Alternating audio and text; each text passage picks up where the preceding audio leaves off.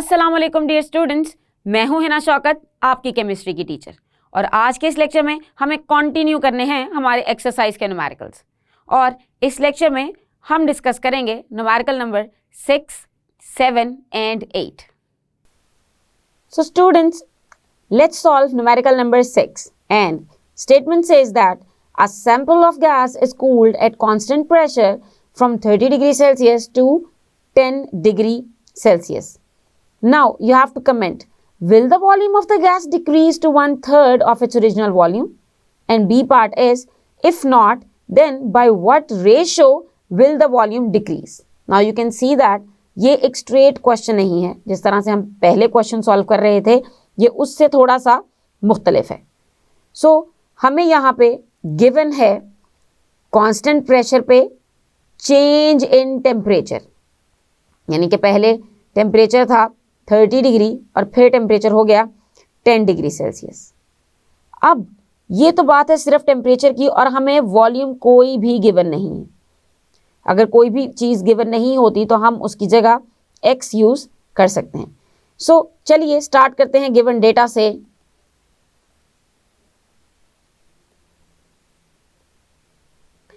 As we know that in the first line you can find two temperatures. One is T1 जो कि initial temperature होगा, जो कि है 30 डिग्री सेल्सियस।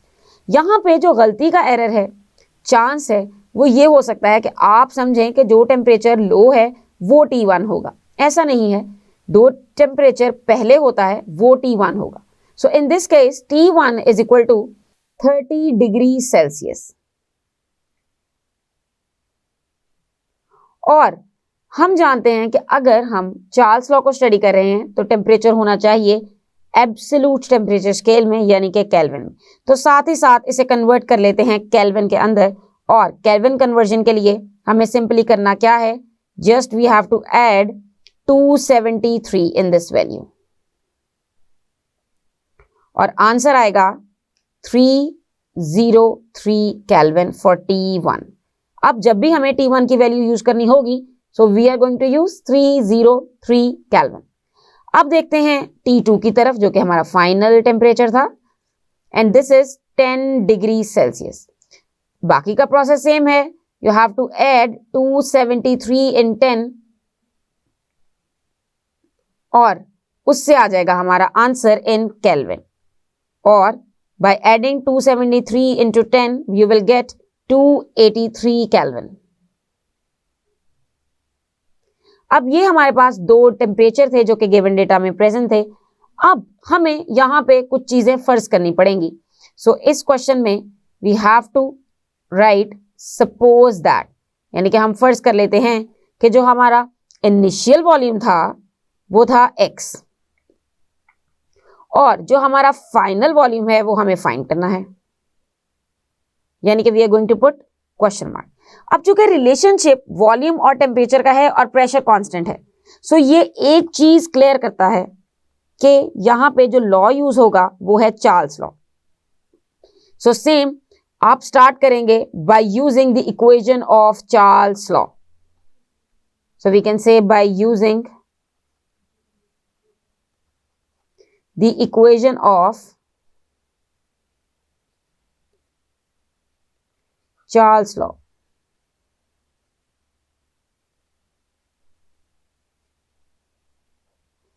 और वो इक्वेशन है V1 over T1 is equal to V2 over T2।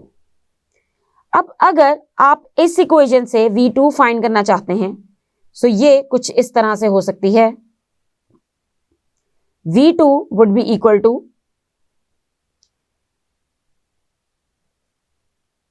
T2 multiply by V1 and divided by T1. So ये बनी है equation to solve V2, which is final volume. In our next step, we have to put the values. So we can say by putting the values.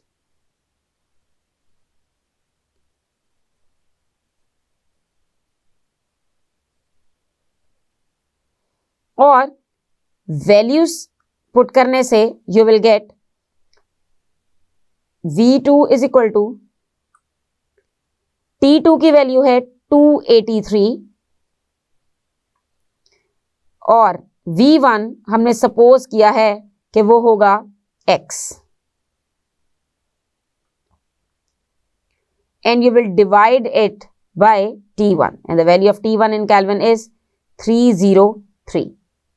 और अगर आप इसे solve करें so you will get 0.93x. so ये आई है हमारी value of V2. अब अगर हम देखना चाहें कि इनके दरमियान रेशो क्या है, जो कि हमारा ए पार्ट है, ए पार्ट में ये पूछा गया है कि will the volume of the gas decrease to 1/3 of its original volume. तो उसके लिए हमें फाइंड करनी पड़ेगी ratio. So we can say that ratios between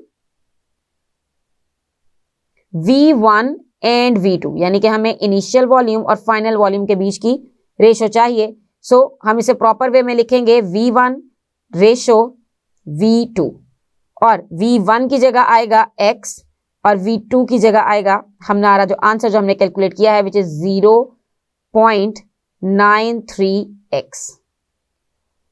अब अगर देखें कि 1x किसके इक्वल होगा तो 1 वुड बी इक्वल टू 0.93. सो आप देख सकते हैं कि इनमें जो रिलेशन है वो है 1 अगेंस्ट 0.93. तो ये डिक्रीज नहीं कर रहा 1/3 ऑफ इट्स ओरिजिनल वॉल्यूम.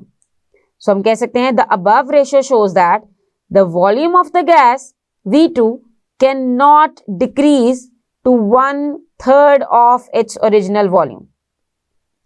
और अब चलते हैं पार्ट बी की तरफ. So in part B it is very simple. If not then what ratio will the volume decrease. तो उसमें आपको सिर्फ और सिर्फ ये रेशियो मेंशन कर देनी है. सो उसकी रेशो है 1 रेशो 0.93. That's it. ये रेशो आप मेंशन करेंगे तो यहां आपका पार्ट बी भी कंप्लीट हो जाएगा. So students, let's solve our numerical number 7 from the exercise. Statement is a balloon that contains 1.6 dm cube of air at standard temperature, which is 0 degrees Celsius, and 1 atm pressure, is taken underwater to a depth at which its pressure increases to 3 atm. Suppose that temperature remain unchanged. What would be the new volume of the balloon? Does it contract or expand? So, जैसा कि आप देख सकते हैं कि इस question में जिन variables का जिक्र हुआ है they are volume and pressure. You can see that dm cube is the unit for volume और साथ ही साथ atm यूनिट में गिवन है प्रेशर. सो चलिए देखते हैं इसके गिवन डेटा की तरफ. So the data which is given in the question is, as you can read from the very first line, a balloon contains 1.6 dm cube of air. So this is the volume of air, जिसे आप कहेंगे initial volume या फिर V1, and it is 1.6 dm cube. अब अगर देखें कि और क्या चीज गिवन है तो वो है कि वो स्टैंडर्ड एटमॉस्फेरिक प्रेशर पे है और उसका टेम्परेचर स्टैंडर्ड है. टेम्परेचर स्टैंडर्ड का मतलब है टेम्परेचर कांस्टेंट है और प्रेशर है पहले 1 atm. सो यहाँ पे P1 की वैल्यू आएगी 1 atm. अब अगर आप नेक्स्ट लाइन पे नजर डालें so you can see that the pressure is taken under water to a depth at which its pressure increases to 3. यानी कि पहले प्रेशर 1 atm था और अब प्रेशर इंक्रीज कर गया है. तो मतलब हमें वैल्यू मिली है P2 की विच इज फाइनल प्रेशर और वो हो गया है 3 atm. More precisely 3.0 atm. अब तीन चीजें हमारे पास आ गई हैं और जो हमें फाइंड करना है वो है what would be the new volume यानी कि V2, जो कि आफ्टर आएगा after this increase in pressure. तो वो होगा V2 फाइनल वॉल्यूम और वो हमें फाइंड करना है. So we are going to place a question mark. अब चलते हैं सॉल्यूशन की तरफ. एज यू नो दैट इसमें लिंक था प्रेशर और वॉल्यूम का, और जब प्रेशर और वॉल्यूम का लिंक होता है तो हमारे पास जो गैस का लॉ फॉलो होता है वो होता है Boyle's law. Yes, Boyle's law. और इसका मतलब इस क्वेश्चन में हम यूज करने वाले हैं बॉयल्स लॉ की equation. So you can write that by using equation of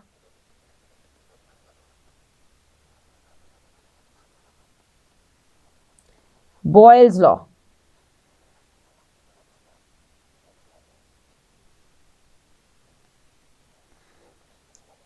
अब सिर्फ लिखने से काम नहीं चलेगा, you have to write equation as well, which is P1 V1 is equal to P2 V2।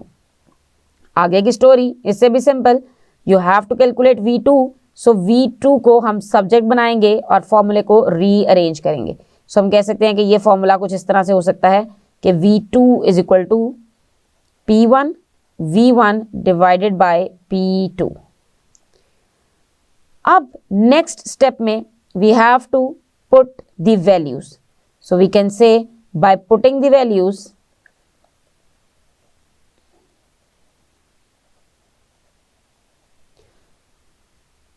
V2 would be equal to, अब P1 की value है 1, so you will simply write 1, V1 की वैल्यू है 1.6 और P2 की value जो given है वो है 3 ATM। अब अगर हम इसे मैथ्स के रूल्स के अकॉर्डिंग सॉल्व करें, so you will get your answer 0.53 DM³। ये आया है हमारा final volume, new volume to the balloon. अब आपको ये बताना है डज इट कॉन्ट्रैक्ट और एक्सपैंड, क्या ये कॉन्ट्रैक्ट करता है या फिर एक्सपैंड करता है। तो वो हम बता सकते हैं by looking at the volume. पहले वॉल्यूम था 1.6 और अब वॉल्यूम हो गया है 0.53। So we can say that volume कम होने का मतलब है 10 बलून कॉन्ट्रैक्ट्स। कॉन्ट्रैक्ट का मतलब होता है कि उसका वॉल्यूम कम हो गया है, उसका साइज छोटा हो गया है। तो अगर क्वेश्चन में आपको स्पेसिफिकली पूछा गया है कि डज इट कॉन्ट्रैक्ट और एक्सपैंड, तो आपको प्रॉपर वे में ही इसका आंसर लिखना होगा by comparing initial volume with final volume. So चलिए सॉल्व करते हैं numerical number 8 and statement says that a sample of neon gas occupies a volume of 75 centimeter cube at very low pressure of 0.4 atm. Assuming temperature remains constant, what would be the volume at 1 atm pressure? यानी कि 1 atm pressure पे अब volume क्या होने वाला है ये हम बताएंगे। So as you can see that in this question there is relationship between pressure and volume. So simple, हम जानते हैं कि अगर pressure और वॉल्यूम का रिलेशन है तो हम कौन सा लॉ यूज करेंगे, it is going to be our Boyle's law। जी हाँ, बॉयल्स लॉ यहाँ पे यूज होने वाला है। सो देखते हैं सबसे पहले गिवन डेटा को। अगर आप किसी क्वेश्चन का गिवन डेटा अच्छे से आइडेंटिफाई करके लिखते हैं तो ऑलमोस्ट 50% एरर्स के चांस आप रिमूव कर लेंगे। So given data from the very first line is gas occupies a volume of 75 centimetre cube, यानी कि ये है हमारा V1 which is initial volume and its value is equal to 75 centimetre cube. और 75 centimetre cube पे जो pressure था वो है 0.4 atm। So we can say that P1 is equal to 0.4 atm। अब अगर चलें हमारी नेक्स्ट लाइन में, so assuming temperature remains constant. So temperature तो कांस्टेंट होता है जब बॉयल्स लॉ होता है। So what would be the volume at 1 atm, यानी कि प्रेशर गिवन है, फाइनल प्रेशर गिवन है विच इज 1 atm और फाइंड करना है कि 1 atm के ऊपर वॉल्यूम कितना होगा। So V2 is needed to be calculate. ये हुआ हमारा गिवन डेटा। अब चलते हैं इसके सोल्यूशन की तरफ। And as you know that for this solution जो फर्स्ट स्टेप है वो है आइडेंटिफाई करना कि किसी भी न्यूमेरिकल में कौन सा फॉर्मूला या फिर कौन सी इक्वेशन लगने वाली है। सो ओवर हेयर रिलेशनशिप है प्रेशर और वॉल्यूम का और टेम्परेचर है कांस्टेंट, तो हमारा लगेगा Boyle's law. So proper way में स्टार्ट करने के लिए इसका solution you will write that by using the equation of Boyle's law. और फिर आप मेंशन करेंगे उसकी इक्वेशन, जो कि बहुत ही सिंपल है।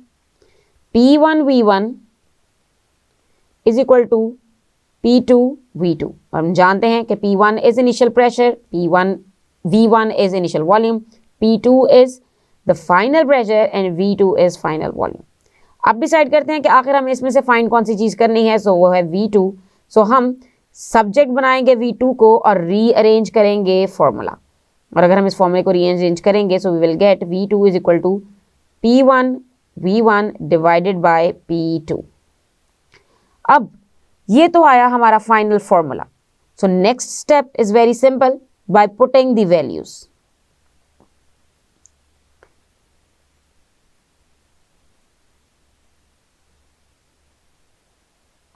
और अगर हम इसमें वैल्यूज प्लेस करेंगे so you will get V2 is equal to P1 की वैल्यू है 0.4, V1 की वैल्यू है 75 और P2 की वैल्यू है 1 ATM।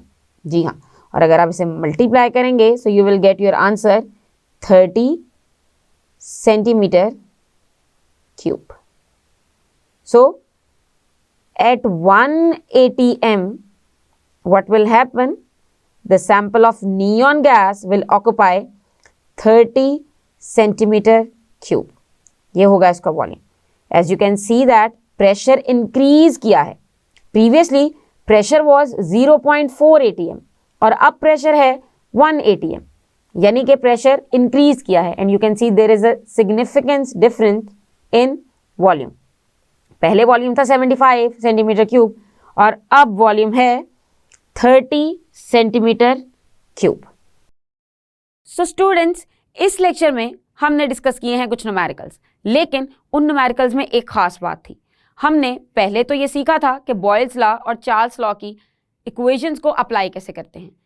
इन लेक्चर्स में और इन न्यूमेरिकल्स से हमने ये भी सीख लिया है कि अगर हमें रेशियो रिक्वायर्ड हो वॉल्यूम के इंक्रीज या फिर डिक्रीज की, तो उसको कैसे फाइंड किया जाता है। मुझे उम्मीद है कि आपको समझ आई होगी।